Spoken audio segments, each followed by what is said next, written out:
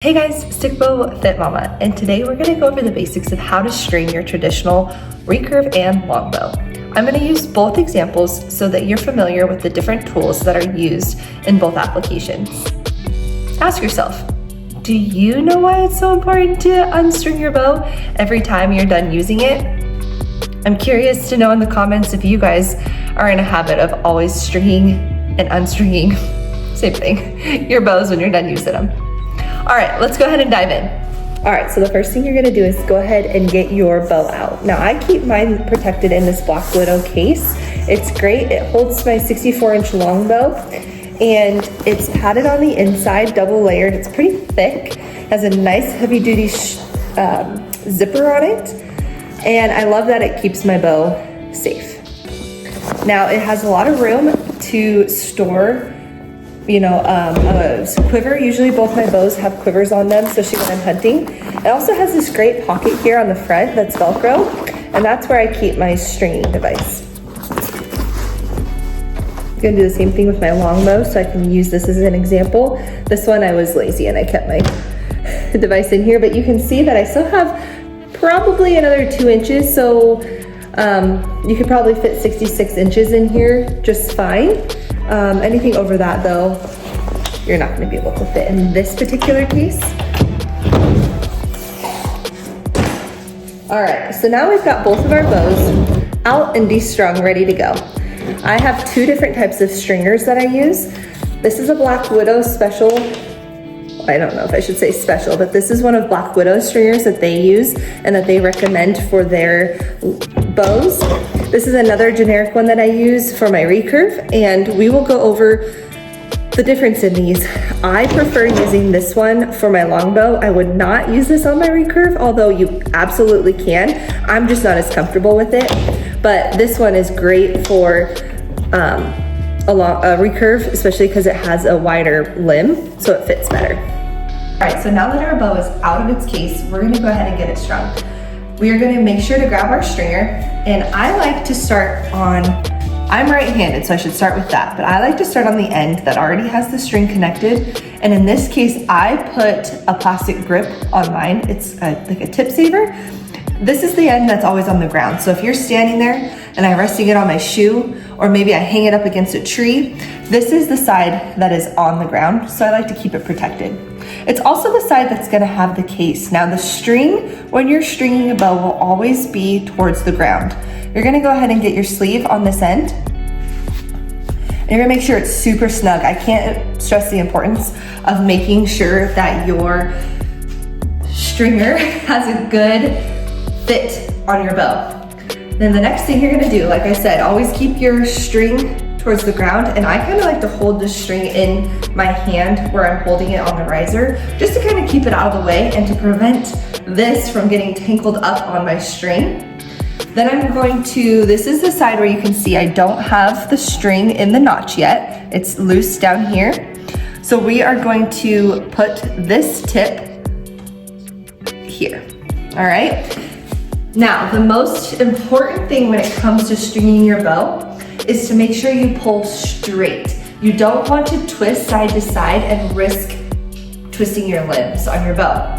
So you're gonna get a nice shoulder width apart. Let me see if I can back a little bit. Shoulder width apart. You're gonna step on your string. Now mine has quite a few knots in it, so it's shorter than normal.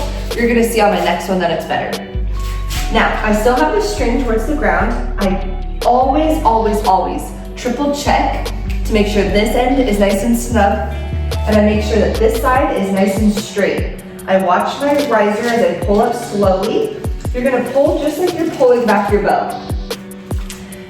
Once it's in there nice and snug, always, always, always check to make sure that your string is sitting nicely in the slot here. Let's see, let's try to pick up my face.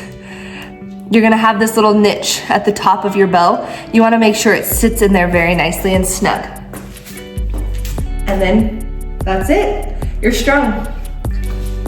Now, let's go over the other type of stringer that we have. The first part's gonna be the same. You're going to put, if you're right-handed, for me, I always put this side on my right. So the other thing that should be noted is on this type of a stringer, it's much shorter than the other one. It doesn't fit quite as tight. So I kind of loosen it up so that I can fit my tip of my bow in here better. So as you can see, it takes up quite a bit of it. So then I pull really snug to make sure that the crosshatch here tightens up on the tip of my bow. Now, I'm gonna do the same thing because it's these limbs are a little bit stronger, or I'm sorry, a little bit wider. The string sits nicer. It doesn't flop as much as it does on my longbow.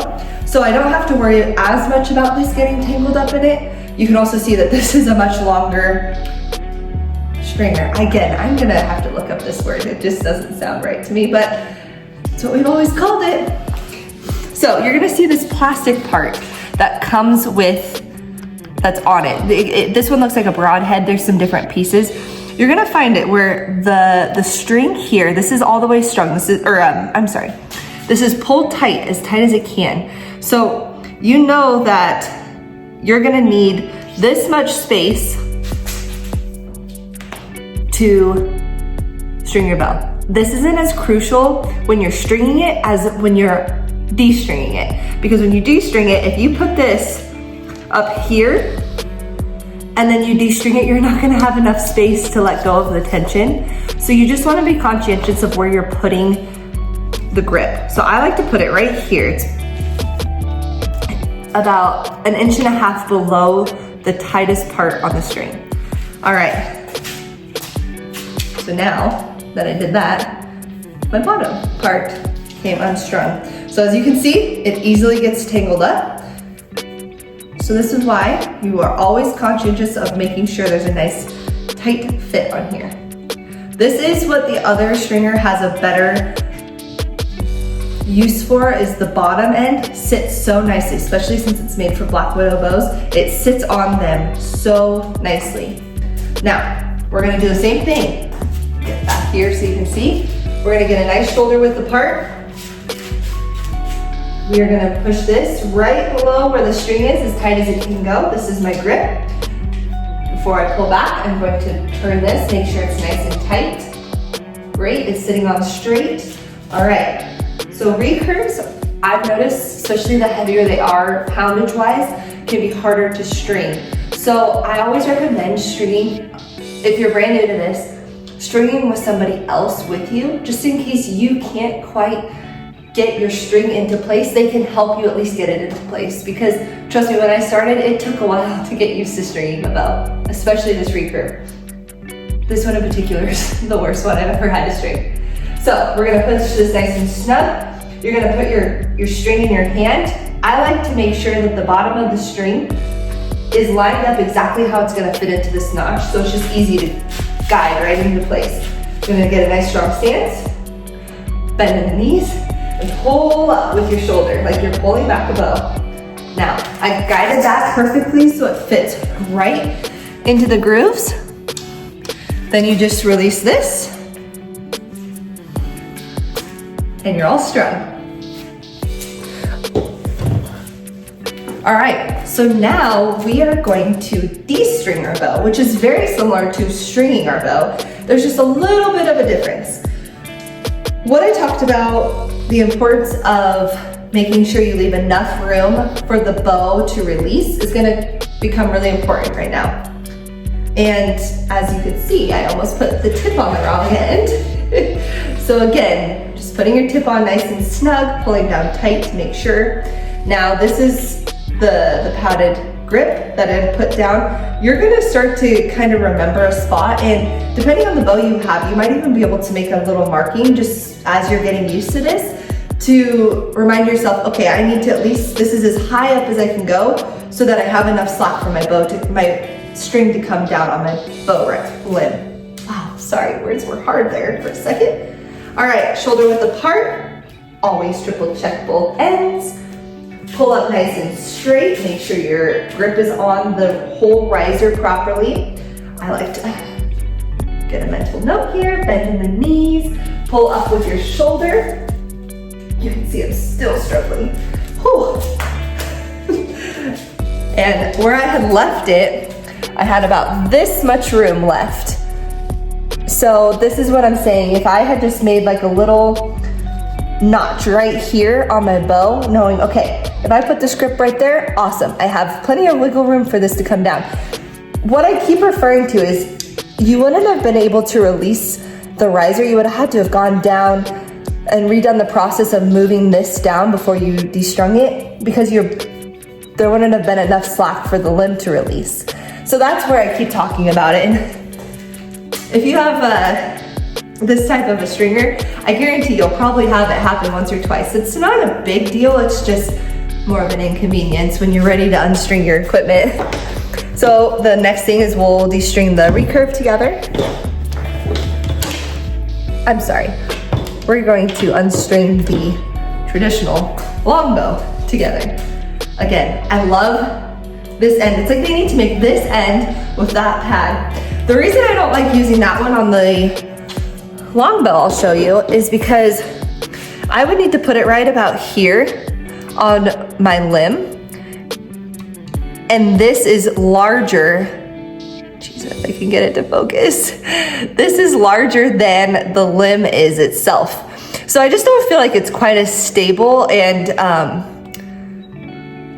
I don't know, I'm not as comfortable using that as this one. This fits the tip perfectly, and I'm just super comfortable. That's where you're gonna find what you like. I know I sound like a broken record saying that over and over, but this is all gonna come down to what you like. Just because this is what I do doesn't mean that it's gonna work perfect for you. Always check your ends. It's like a broken record. My poor son probably repeats that. All right, I have a bunch of knots right now, as I mentioned in here. So what it's doing is it's causing this to twist my bow. So that's why you keep seeing me be really conscious of making sure it fits good and making sure I don't twist my limbs when I destring it. And bada bing, bada boom. As I mentioned, it is incredibly, incredibly important to destring your bows when you're done. I don't care if you think you're gonna do it again tomorrow. If it's a couple hours, it's fine, but even in like the extreme heat, it can be really hard on your limbs. And I'm all about, these are very expensive. Regardless of the type of brand you have, bows get expensive and they're an investment. They hold their value. So I like to take the best care that I can. That's why I destring my bows every time I'm done using them, regardless of the amount of time in between me shooting. Again, if I'm having lunch at a bow shoot, I'm obviously not gonna destring it for 30 minutes.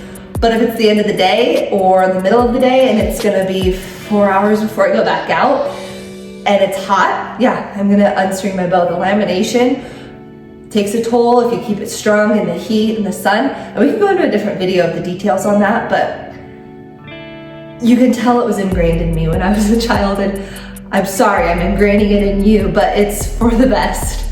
I hope you found something in this video useful. Give it a shot. Let me know which stringer you prefer. I'm gonna go ahead and leave the information for both of these in the comments so you guys can check it out and you can see up close what I'm talking about in terms of the differences between them. If you found anything in this video useful, I really hope that you'll subscribe and leave a comment below if there's anything that you would like to see video on. I wish you guys the best and happy shooting.